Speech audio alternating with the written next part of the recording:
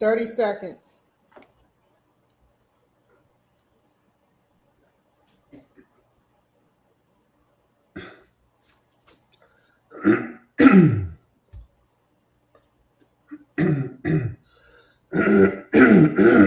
Excuse me. That's okay. 10.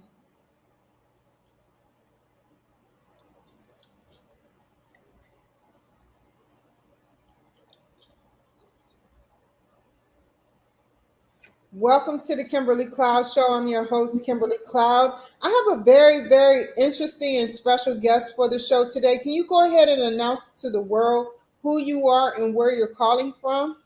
You got it. Hi, Kimberly. I am Henry Woodman, and I'm calling from South Florida, Hollywood, Florida, to be exact. Oh, wow. That's like 30 minutes from maybe, I guess, Miami or something. Yep, Oh, I'm yep. wrong. Right between Miami and Fort Lauderdale. Generally, I would say Miami because if I say, yeah, I'm in Hollywood, all of a sudden I'm in California with movie stars. So I got to say Miami to people who understand where I live. Yeah, Mr. Woodman, tell me about your extensive history past leading up into what you do now. Oh, how much time do we really have? Wow. Yeah. So, Kimberly, I think more than anything, I would label myself as a hedonistic and opportunistic entrepreneur. And the reason I say that is, for example, when I was 13, I went to a swim meet in Mexico and I bought a switchblade. I thought it was pretty cool. I came back to junior high. This is 1973, right? You can take these things into school. So I show it off, trying to be the big kid, and I'm showing everybody this switchblade, and they loved it. And they all wanted it. So I fly back to Mexico. I buy a couple of boxes of small and large, and now I'm selling switchblades to junior high students. So fast forward, now I'm in college and I'm sitting in a laundromat. I have a pocket full of quarters. I'm addicted to Pac-Man. I don't want to crack the books and study. And I'm thinking, man, this place needs a video game. God, I got to do something. There was no internet or social media or any of these smartphones now. This is the late 70s, 79. And so I call every laundromat in Tucson because I went to college, University of Arizona. And I said, you guys have video game machines? And they would say, no. And I'm like, would you like one? A couple of people said yes. So I said, all right, I'll share the revenue with you. And so I took my college funds, which, was not a lot. I went to an auction and I bought a used machine that nobody wanted. They discarded from the arcades. And I put it in a laundromat. And lo and behold, it made money. I had a captive audience. People were there. They had to be there. They had quarters in the pockets. There was a dollar bill changer. So it was perfect. So I built that up by the time I graduated college. And then I decided I'm going to go to Los Angeles and pursue my dream, producing and directing movies. Here's where the record screech happens, and that did not happen. So I ended up working as a PA, a production assistant, on travel films. And eventually I rose up the ranks after about a decade and started producing travel films.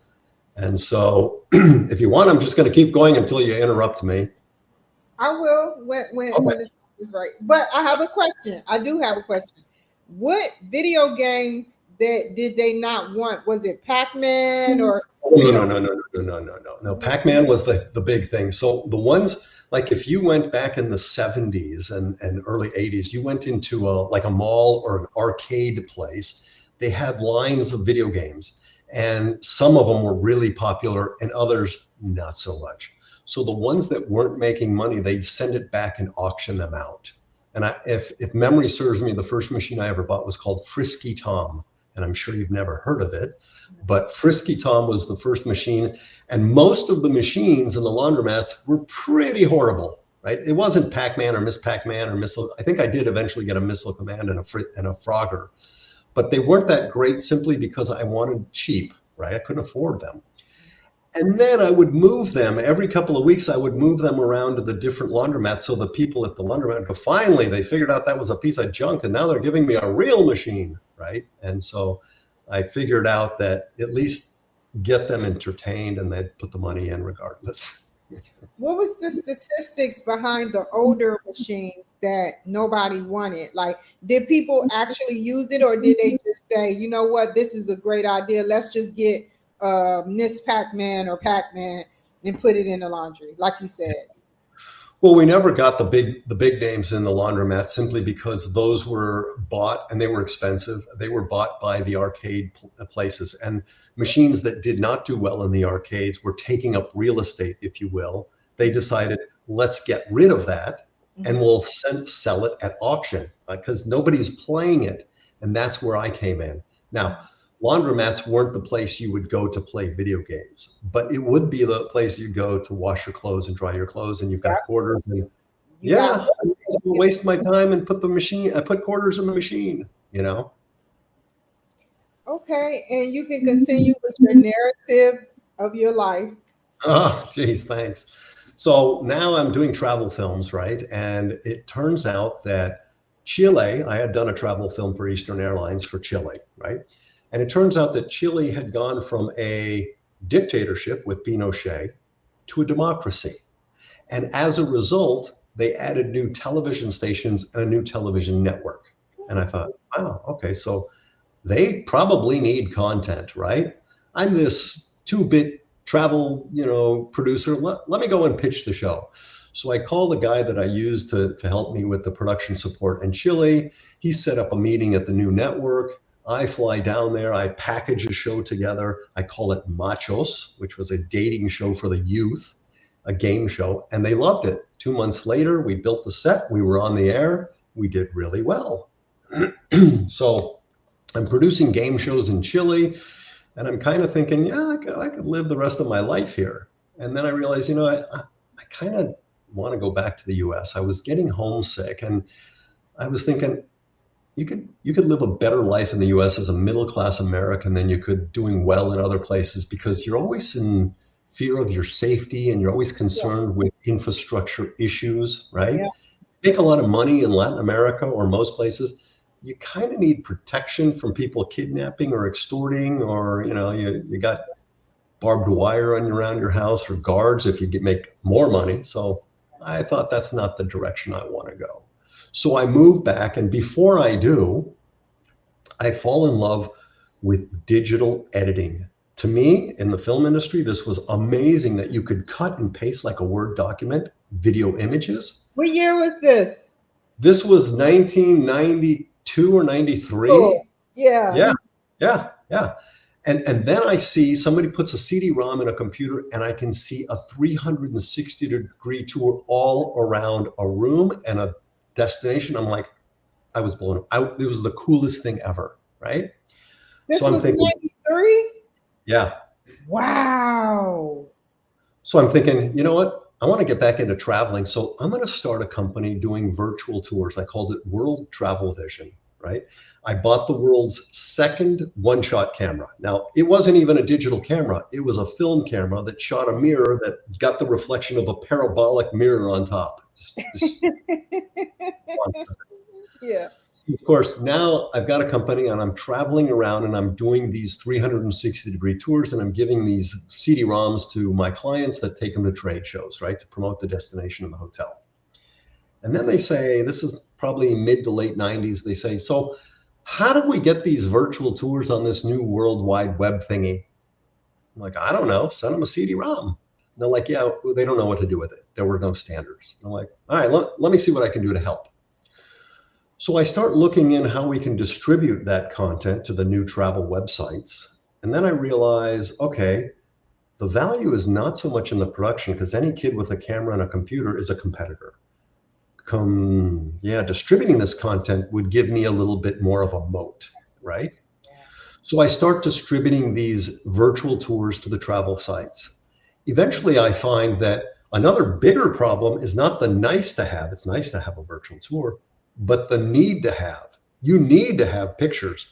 And if you remember the early days of the internet, you'd go to a travel site and it said, picture not available.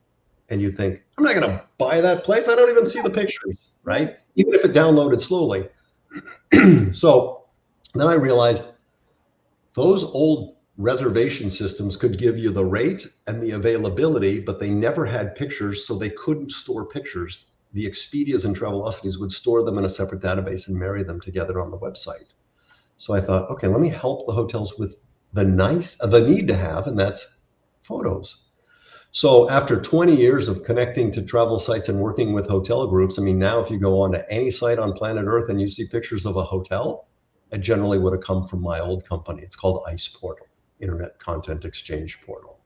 And we would pull images down from like Wyndham, the world's largest hotel group. We'd What was, size. what was your first picture, hotel room picture, and how hard was it to produce it? And then it just took off, right? After 5, 6 years. Yeah, well, what we did in starting the company with World Travelvision, we ended up thinking, okay, so people never really know what this is. So I'm in Miami, as I said. We called every hotel in Cancun because that's a big leisure destination. And I said, I'm going to be there next month and I'm shooting these hotels. I'll come by and I'll shoot your hotel for free. Now, it was a complete lie. I didn't have any clients. I just told all of them the same story. So I get 29 hotels to say yes. So I'm there for about a 2-week run, right? They all say yes for free. And I said, and if you don't like it, you pay me nothing. It was a gamble. So I sent it back to the corporate office and nobody really responded. So I sent it to a couple of the managers of this group called the Palace Resorts. And they had these jacuzzi tubs in the room. So you could see the bed and then you could turn around and you could see the tub and you're like, wow, that's so cool. And here's the view. They loved it. So once they bought it, out of the 29 hotels, 26 said yes. And that started the business. So eventually we would deliver the virtual tours. But as we got to the hotel, the pictures, we didn't want to take the pictures because that's a lot of work. What we did was we say, look, you handle the photography, you have it in your database, you have it approved, you have the copyright, you have all of the formatting you want. Give it to me. I will do the magic and send it to Expedia and everyone else in their right size, with the right codes, with the right format, and in the right language. And that's what our software did. What year was this, dude? Like, Mr. Woodman, what year was this? I'm Well, just now using Expedia. It was started in the late 90s. And, then we morphed from World Travelvision to IcePortal. And it was a good couple of decades because, as you can imagine, not just building the platform, but connecting. Because you could say, listen, I love that idea. What a great thing. You go to the world's largest hotel group, you go to Wyndham, and you say, listen, I've got this platform. It'll size, tag, categorize. It'll do everything but pick your nose. And Expedia and Wyndham says, I love it. Kimberly, where can you send it? And you're like, well, I'll be talking to Expedia. I go, well, what about everybody else? There's thousands, right? And you're like, well, I need you first. And they go, no, I'm not going to give you content unless you have the channels. And the channels say, I'm not going to open up my API to connect with you unless you have the content. So this was an evolution over many, many, many years to get to the point where that was a pretty big moat. You know what's funny? I sat up there and I had an invention, but it didn't really go nowhere. And it went somewhere here, and I'm glad it did. Somebody took my invention, but let me tell you what I invented. I invented a smoking device that's not like the regular smoking device. It's like artificial intelligence where it can detect all types of smoke.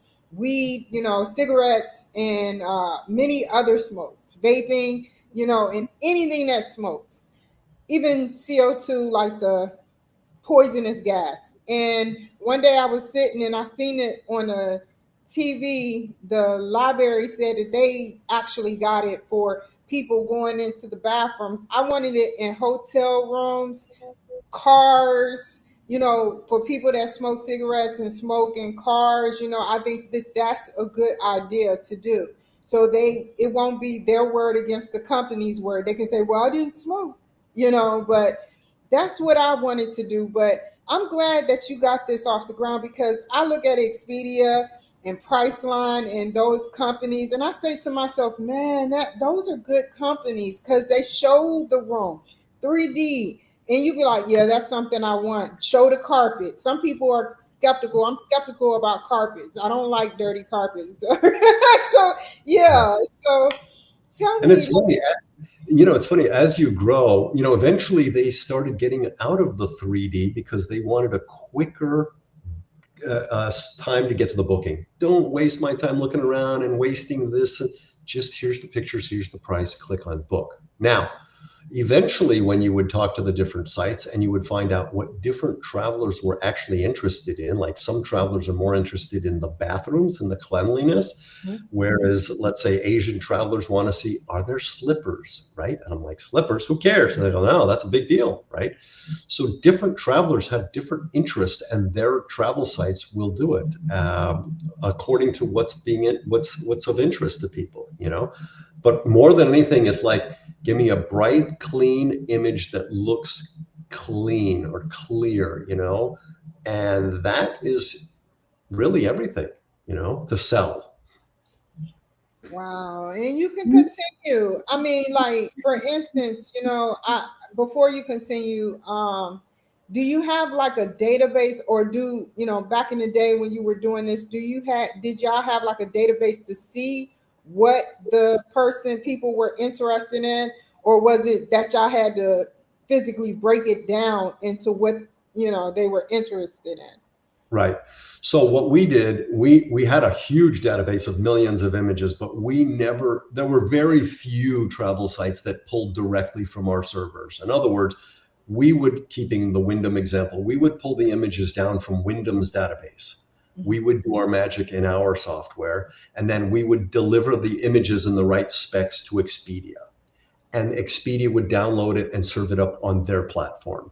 So we never got the statistics from Expedia. We just made sure it was on Expedia. So if Wyndham changed an image, it updated our platform, it sent something to Expedia and said, here's a new or a changed image, and they, within 24 hours, would update the image so it would appear correct. Let's say a new restaurant or a new room type or things like that. So we didn't really get the statistics on what people were doing. We just heard from clients, this is what people like, and this is what we want to put in there, right?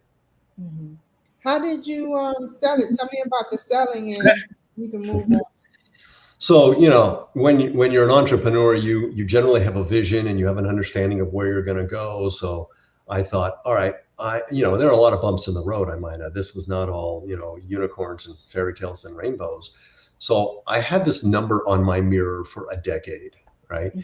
And a bunch of hotel groups, a bunch of tech companies and other groups started asking if I was interested in selling.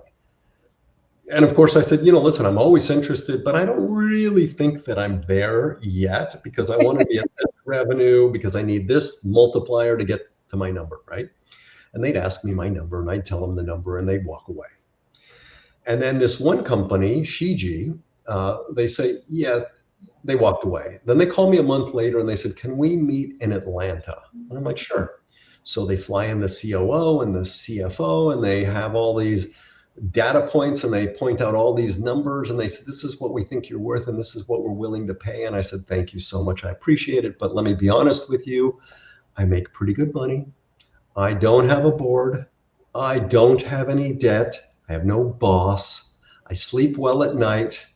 Why would I sell the company unless I get my number? And I'm going to be honest with you, you will overpay today for something you will underpay tomorrow. And I firmly believe that. Now, keep in mind, this was a year before COVID, right? So then I shut up and they looked at each other. Fine, you got a deal. No investment banker. Within 60 days, money was transferred to the bank. And they said, we want an earn out. And I said, I'm not going to take an earn out. No. And had I taken an earn out, I wouldn't have gotten to where I thought I was going to be because of COVID. Because you can imagine. What? What's an earn now, or whatever you call it? An earnout is if you make certain metrics, KPIs, key performance indicators, a certain numbers, then we give you more money, right? And I said, I will not take an earnout, but what I will do is, if you want to get to that, I will give that money to the employees, right? I was very nice with the employees because I gave them phantom stocks so that if I sold, they would benefit, because I knew I underpaid them for years. I would share the revenues so that we all, we're going in the same direction. We're all in the same boat. We should all benefit. And so, I stayed with Shiji for 2 years to transition, but it was a tough time because of COVID. You can imagine, it's not just, a few hotels or a few regions in a global hotel chain's portfolio, but every hotel on planet Earth stops revenue because of COVID. That was pretty traumatic. Wow. And tell us the rest of your brilliant story. Yeah. Okay. So all along, I'm thinking, okay, when I sell the company, I'm going to go back to fulfill a dream I had 40 years ago, which is I bought the rights to a book. I'm going to explain that in a second. And I'm going to publish the book, which I just did. And then I'm going to develop that concept into a TV series for streaming. So you're like, okay. So 40 years ago, when I moved to Los Angeles thinking I wanted to produce and direct movies, my father, who was a writer, wrote a tribute to a friend. He didn't plan on publishing the book. He's moving. My sister's helping him move, and she says, "What is this?" And he explains it's a love story. And she looks at him and she says, "Dad, love story? That's just the oddest thing. He's not that kind of guy. Can I read it?" She reads it. She loves it. She sends it to me, and she says, "Daddy wrote this love story. It's amazing. It would make a great movie." So I read it, and I couldn't put it down. I was in tears. I called my dad. I said, "Listen, I really need to buy, I want to make a movie out of this. Can I buy the rights?" He's like, "Sure." And I said, "I don't have any money, so I'll give you $1." Sure, right? Then I asked him, "Can I borrow $1?" No. Go ahead. Oh my God. So now I have the rights to the book, and I think, how obnoxious of me to think that my dad wrote this great thing. How nepotistic. Let me call a friend of mine. A friend of mine's producing a movie, and he says, "Listen, Henry, I'm in the middle of production. Can it wait?" I'm like, "Sure. Read it when you got time." 3 days later, he calls me up. He goes, "I picked it up. I couldn't put it down. This is amazing. We are meant to do this." I'm like, "Let's do it." He ended up getting a raw deal from Vestron, which is out of business. I ended up going to Chile to produce the game show. And then I did the tech company and World Travelvision. So I said, Doug, one of these days, we're going to do this. Now, the opportunity really has presented itself because 40 years ago, there were very few opportunities for content production. There are a couple of, studios and agents, and they controlled the world in entertainment. Now, with all of the streaming opportunities and the opportunities to get content created and distributed, it's a different opportunity and different animal. And so I decided now is a great opportunity because there's niche audiences and there's a platform for pretty much anybody. So this is my next, pun intended, the next chapter of my life is this book converted into a television series. Well, before we get into the television series that you wanted to talk about, because we're going to go more in depth, tell me about, I never asked you about the game show. What did it entail? What was it about? And how many seasons or how many series did you do? Yeah. So what I did was there was a show on in the U.S. I guess I can say now because it's off a long time. It was called Studs. It was a horrible show, but it was very cute. And so I took the idea, the concept where they had these young people that would be set up on blind dates. Then they would talk to the writers and the writers would say, "Tell me about the date," right? And somebody would say, "Oh yeah, tight pants, tight butt, ooh la la," right? Go ahead. So of course the host would say, "Okay, one of your, blind dates said tight pants, tight butt, ooh la la. Who said that?" Right? So then you have to think, who would have said that? Or was I wearing tight pants then? These types of things. So if they guessed who was the one that was, saying the things that they did, they would win hearts. And then the hearts would translate to, if you ended up with the most hearts, you would win. And then we'd pay for your, date later. It was called Machos. Wow. And how, was there people from Chile in it or American or a mixture? How did it go? It was strictly Chile. We had psychology students from the local university picking the students, because we'd say, "We're looking for students here," and, and young people. And it was great because Chile's demographic at the time was skewed much younger. So it became the #1 game show and show in that demographic in Chile. And then the answer to the question is it only lasted a year because what happened was Fox, who had other shows, Simpsons, and a few others that they were distributing from Spain, also had a remake of Studs, which was the US show. And they said, "Wait a second, you guys are doing a show much like that. Unless you take that off, you're not getting this package." Man. Dope. Yeah. Oh my God. So So the book, tell us the narrative about the book. Okay. Like you talked about it, but you told me something more deeper off air. I want to hear it again. Okay. So the title of the book is called The Reincarnation of Marie. Okay. And really it's about a guy who falls in love with his soulmate, only to find that his soulmate was dead or died 100 years earlier. Now, Marie in the book, The Reincarnation of Marie, is actually Marie Bashkirtseff. She's a real person who lived in the late 1800s. She was an artist whose paintings are in museums around the world.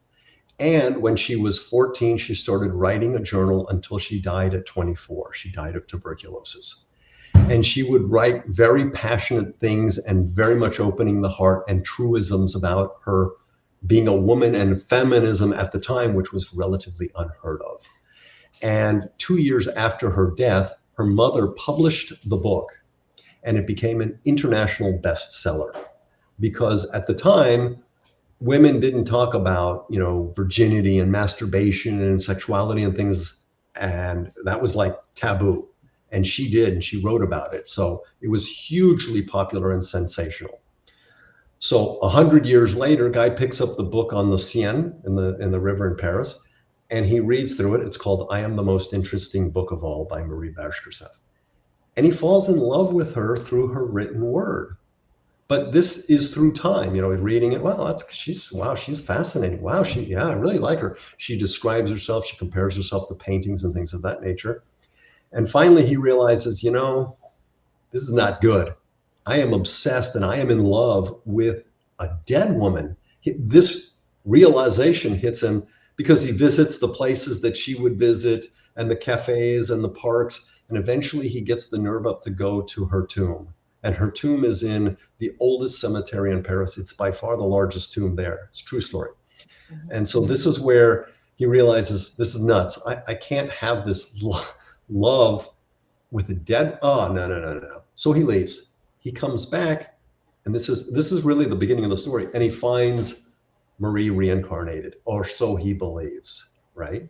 And that's the long and short of the story, which we then morph into a TV series that's a far deeper dive into the lives of Marie and the people around her and how they interweave and interrelate with the lives of our protagonist, his name is Jonathan, in the future life and how that affects each other. In other words, are we paying back karma for something we did before? Or are we getting rewarded for some good deeds? And is that really our soulmate, or is that whole adage, love and hate, two sides of the same coin? Do we have some karma to work out? These questions, we have a lot of twists and turns in the series. So we go through that, loving a person who died 100 years ago, finding her soulmate. Is she really, the one? And what was I to her then? And, these types of things. The production. So stop. Your head's going to explode. Oh, can you see me better now? Yeah, no. I meant it's figuratively. Your head's going to explode. You're like, oh my God, all these. Yeah, a lot of questions. So 1800, she wrote about masturbation and sexuality. Then in the 1900s, early 1900, No, he like 100 years later. He picks it up in the 1950s, and she died in 1950s. The series goes to the 1970s because we updated a little bit for the Vietnam War. Because in the book, it's a French Army guy. In our story in the TV series, it's now a U.S. Army guy who's taking leave, who takes a deferment, and he's studying in Paris. And then he goes to the war, and he has a deferment, and he comes back, and he finds a reincarnation. And how do he know per se that she is reincarnated? Right. That's a great question. Because when he reads the book, she divulges everything about herself, what she's thinking, what her favorite colors are, what her favorite music are, what her favorite books, the sayings that she would say. So he meets a woman who dresses exactly how she describes she would dress. She plays a piano recital for the pieces of music that Marie loved, her favorite music. And then when he meets her, she answers questions that are the exact phrasing and words that Marie had written 100 years earlier in her journal. So he's convinced she looks like her, she acts like her, she has the same tastes as her, she speaks and answers with her favoritisms. It's got to be her reincarnated. Wow. And this TV series, is it on Netflix or is it just now being produced to get on? It's just now being developed because the fact that I recently left the company and converted and went to publish the book, my thought is let's get the book out there, get a little bit of interest with the book. And then from the book, we have what's called a pitch deck. Obviously, you put the elements of the series and the book, and you pitch it to showrunners and directors and cast. Then you have a Bible, you send it to the Netflixes of the world, and they say, I like the team that's putting this together. I like the concept. Green light, baby. Here's your money. Go get them. I mean, I simplify it, but it could take, a few months to get into development or a few years, depending on the industry. And it's just the way it is. But you want this developed. Oh, it will happen. It's my swan song. So, whether it happens next year or it happens in 5 years, I'm not in a rush. I like that. And what else do you see yourself doing with everything you've done? Like once you get this, taken care of, what's your next element? What is you gonna do? Yeah. Well, I also, help small businesses just to, coach them. I'm an angel investor. I think. Oh. Yeah, over 40 companies I've invested in, and so. Did they flourish? How many of them actually flourished, though? Some of them do. Some of them I'm a limited partner in deals that have multiple companies. So it really depends. I mean, the majority of them are doing well. It's okay. So see, they want that money. Go ahead. Where? It depends on the company, but at the end of the day, I think the next step, if the show does well in season 1, now keep in mind these are people that are reincarnated lives through different timelines in life, different timelines in the world, right? So if it does well, obviously they can get reincarnated in every single season into different timelines throughout time. So it's an evergreen opportunity. That's why I didn't want to do a movie and say, here's a beginning, middle, and end. Here's a great story. Here are these people that get together in a certain period of time. But what about other people in certain period of times, or those same people in the future or past? And are they heterosexual? Are they gay? Are they, we can go anywhere with this, right? So it has a tremendous opportunity for a second, third, and fourth season if it's well received. Yeah, I agree. You can actually spin a new narrative on this thing. Like once the truth is out there, you can say, well, what happened after that? Or Right. However you want. That's pretty cool. There's even another spin, because if Marie is a historical figure, and she is, there are literally thousands of unbelievably amazing historical figures that we have never heard of, right? Whether it's in the Caribbean or Africa or Latin America or Asia, there are stories of people that if we dig, and you can say, okay, so now let's do their intertwined lives and soulmates and stuff. You could go on forever. Oh, they're going to take that because I'll tell them you said that, Kimberly. I like that narrative. The historical figures find love and reincarnate. I like that. And even if you don't find it in this lifetime, maybe you stumbled by them and you were like two ships passing in the night, and you took a different direction, and you could have met them, you decided not to, and then you ended up in the next life. There's a really good series on right now on Apple TV called Dark Matter. I heard of it. Yeah, and it's about a guy who invents this. It's not time travel as much as it's quantum fields, metaverse, if you will. So every decision that you make takes you in a different direction, major decisions, if you will. And so if you made a life-affirming decision several years ago to marry a person or not marry a person or go somewhere in a vocation, how did the other person who didn't make that decision fare, right? So in Dark Matter, the guy says, I made a decision to pursue this dream of time travel and I left the girl of my dreams behind. But yet there's another guy who stayed with the girl of his dreams. I want that life. And so he figures a way to get into that metaverse and swap him out and kidnap himself. And so it's really, really thought provoking and cool. But And that's it's kind of the concept. Dark Matter. Yeah. I heard of it, but I didn't know the narrative. Actually, I had looked on YouTube. I looked on YouTube and I seen that I looked up physics and they were talking just like you said. You meet somebody in one life or y'all kind of are on the same path, but your decision kind of went a different way and they're right there and then somebody else is right there. Yeah, I that is amazing. It's real. It's Yeah. definitely real.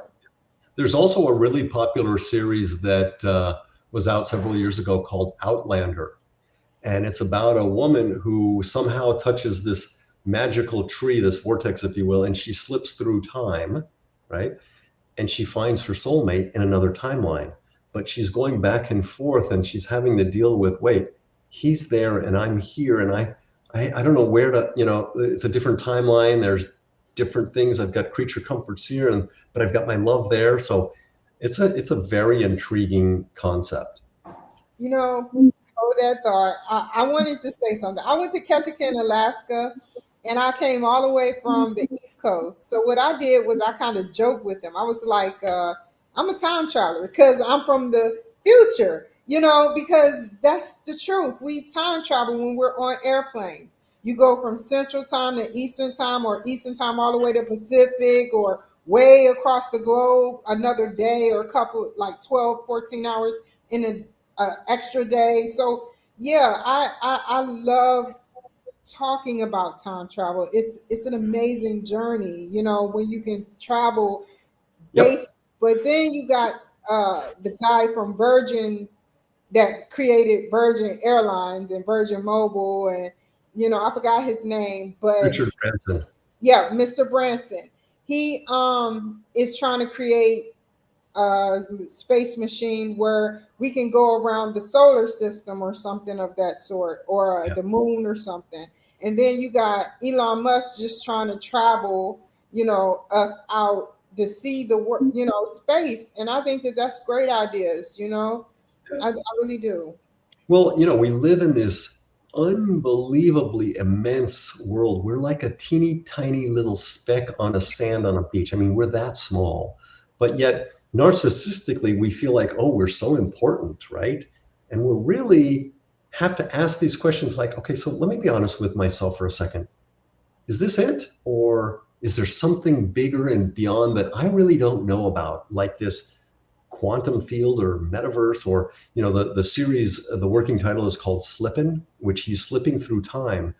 But there's the question is he really slipping through time, or is it a mental journey? And he's there's a lot going on here that we don't know and we don't have the answers. So really, this is kind of the questions that we all have when we wake up and we go, okay, what is it all about? I'm struggling through my life, and what am I going to do? Live, suffer, die, and that's it?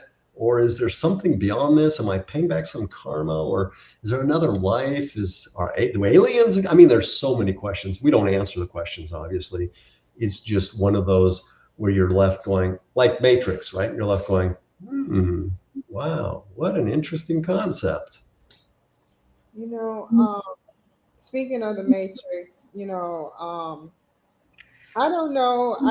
I just feel like time is everything, and we're like in a third dimension. There's 11 dimensions, but what if there was what is it? What if there was a way to time travel or something? Because like we're time traveling now. You're talking to me in a different destination on the East Coast, and I'm way in the West Coast, Northwest to be exact. And I really I like Facebook because Facebook is trying to develop more of a keen destination where you can dress in avatars and zap to somebody's house, literally physically be there and actually see around their house in 3D. But he said the only thing that's going on is you cannot make eye contact. He said that the eye contact is kind of off. But this was like 3 4 years ago. He's still working on it. But I Yeah. really truly feel that there's another science that Yeah. maybe we don't know yet. You know, we got all these science and math. Maybe there's a science in math that we don't know about that's out there that maybe somebody can create like a storyline to, Yeah. and say, this is the way it goes.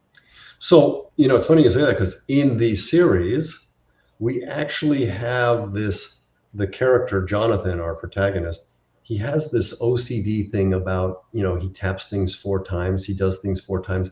He has these time slips that we think he's going somewhere and he's trying to reach the fourth door.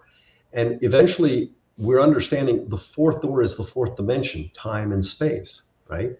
So time and space, and that, according to Einstein and all the theories, is actually real, right? If we can get to certain things and physically, we don't feel like, oh, I have to travel faster than the speed of light. Yeah, but maybe there's something we don't know, right? This whole dark matter stuff. So if there is such a world of time and space that we can go and travel, or wormholes or whatever, how does that work? Is that the fourth dimension? And that's sort of the open question here. How many audiences do you want to have, and like, what is your fan base? How's your demographics? Who do you want to see this this show? Sure. Yeah. The whole planet. No. Okay. Yeah. No. To be honest with you, it's a fairly open question of, what are we doing? What's it all about? Is there such a thing as soulmate? But really, the people who will love it are people that like paranormal romance type things and historical fiction. And there are people that are hardcore about that. But if it's done well, it extends into a world of, like the sci-fi with Matrix. I don't know that I've ever spoken to somebody who has not seen it, unless they're in a place that don't have, the ability. So those types of things for me would be, it's an audience that's passionate about those questions and has a love of super sci-fi or paranormal, time travel, and putting some historical fiction in there too, because I'm sure that Outlander has a lot of historical fiction stuff because they can't just make this stuff up. So it's pretty cool. And what part of the book did you cry at? What was said that made you teary-eyed? It's serious. Yeah. Well, the very last thing made me cry, but I choked up a couple of times before. And what's funny is I have a friend who's a mentor, and he's been my buddy for so many years. And I said, Bill, I'm gonna give you this book. I want you to read it, and I want your thoughts. And he called me up a week later, and he goes, Henry, toward the end, I had to put it down because it was way too emotional. I was in tears, so I had to read it the next day. And I'm like, yeah, I'm glad to hear that. It's funny that people feel that way, but for me, it's a one of those, people like this happily ever after, but this is one of those stories where it's kind of a reality check, and you end up going, oh my God, that's so true, and sad but true. You know what I mean? That type of thing. You feel the passion. I believe in reincarnation. For you, obviously, you have some sort of interpretation. Wow. I have to answer that question saying, sort of, it depends. Some days I believe things more than I don't. I mean, I want to believe, but I feel like how narcissistic that I think, we're so special. We're going to come back and we're going to have a better life. That Buddhist idea, like I keep coming back and improving myself. So I want to think we do. I don't want to be so arrogant, like, many people who feel like, well, my religion's right, but yours is wrong. And you're like, well, you're only going to know when you die, right? If there is such a thing, right? And I don't even know if you're going to know. It's just going to happen, and your soul will go on, but the rational thinking part of you may stay behind. I don't know. But energy never dies. The body. That's exactly the point. Yeah, exactly. Exactly. So it's going to transform somewhere else. Time or place, bring it on. Fourth dimension. Let's do it. Yeah, I figure, I've heard a lot, in my 40 years, and I've seen that. I watch videos from YouTube, and I've seen that people that are actually about to die, they're I forgot what you call it, but they're about to die. They sit up there and they start seeing people that are dead. These doctors said they start seeing people that are dead, and they start telling stories that they're between life and death at that point. So I believe that it's something that happens after death, and maybe you be in pain dying, whether you have cancer or whether you just die peacefully in your sleep. But I Yep. feel that once you are in that other era, like, for instance, you're in another dimension, the fourth dimension, probably, like you said, I don't I don't know what happens there. I wish, there could be something that shows what happens after they die, not just dead bodies that's rotted come back and Right. attack people. You know how they do that Yeah. narrative. I Yeah, don't the zombies. Yeah.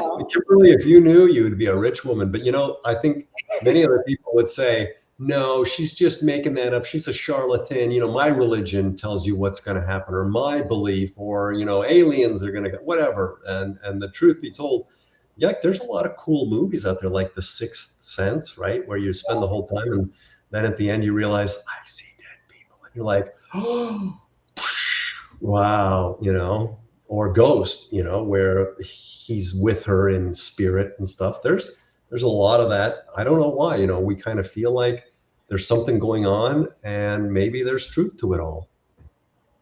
I agree.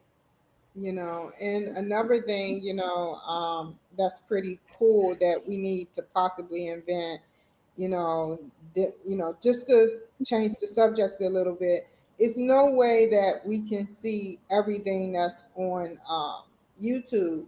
And we can download certain things, but it's no way in our lifetime we can see everything that's on YouTube. No way. So what if we had something where, it's not going to cause cancer, and it's not going to cause any type of bad things, but zap, you know the memories of what sectors you want of YouTube in your brain, or just do that. That way you have more, knowledge. And that's why I like Elon Musk, because he developed that device, for paraplegic and quadriplegic people. But that's Web 6. Yeah. We're supposedly just in Web 3. Yeah. So Web 6, you can think to your computer, and your computer can literally do stuff for you that you cannot do for yourself. Sure. And that's why I say there's a lot going on there that we have no idea. But on that YouTube thing, I don't know if I'd want to see everything that's on YouTube. I know, right? That's Yeah. I mean, that's kind of scary. Yeah, I mean, I just figure, that will bring unity, because you have to think, you see everything, you'll see it in a different spectrum, people in a different spectrum. Even though, like, if you don't want to see politics, you don't have to see politics. If you don't want to see certain parts of religion, you don't have. But what you're interested in, they pay a fee for you to download it into your brain. Because I Yeah. think it's time for us to start tapping more into our brains, power, with more things. I don't know. Sure. That's just my I mean, opinion. there was a movie I loved it when I was younger. It was called The Computer Who Wore Tennis Shoes, or yeah, The Computer Who Wore Tennis Shoes. And oh god, what was the actor's name? Anyway, he was in the computer room in his high school, and and there was an electrical storm, and he got electrocuted, and he was touching the wires, and all of the information from the computers went into his head, which is kind of a interesting thing. And I always thought that was kind of cool if you could essentially, now we're getting closer to finding with artificial intelligence, and soon things get smart, and you're like, can you imagine years ago when somebody said, hey, listen, can you tell me what the capital of so and so is? You're like, I don't know, hang on, let me get Siri or Google or something. Boom. But when I was a kid, you'd have to drive your bicycle to the library, find a card catalog, figure out which, I mean, it's not even worth the trouble, forget about it, right? So now we have instant access to pretty much anything almost in real time. It is amazing, which kind of makes us stupid, dumbifies us, because we don't need to know all this stuff. It's right here in our hand in this little computer, in Google, right? Can I ask you a question? Because this is the end of it. We got like 3 minutes left. So how can the people reach you, and what like in under 2 minutes, what are your plans for, your forever future, with everything? Forever. Yeah. I'm going to embalm myself and then I'm going to come back. No. Yeah. The easiest way is, there's a website called mariethestory.com. It has a link to the book and various places to buy it. And by the way, there is an audiobook. And if those of you who listen to it, it's my voice, because I was doing a tribute to Dad. So I'm the audio voiceover guy. And there are Chopin piano music transitions that are done by my nephew. So Dad wrote it, the son does the voiceover, and the grandson does the piano transitions. Kind of cool. So anyway, mariethestory.com. It has links to my LinkedIn page, to my Instagram, and to Facebook. And it talks about the author, my dad. It talks about the Slip In, the TV series, and it talks about the book. So that's really the goal going forward, is to close that chapter of my life. I will continue doing other things. I'm on some boards and I consult and I coach and I invest. I don't think I'm going to invest that much anymore, but I think I will just enjoy my life, travel, which I do a lot of, and finish the series. Well, I want to thank you so much for joining my show. Stay on the line. Thank you all for joining my show. You take care, be safe, and I'll see y'all next time. Bye. Thank you. And thank everybody.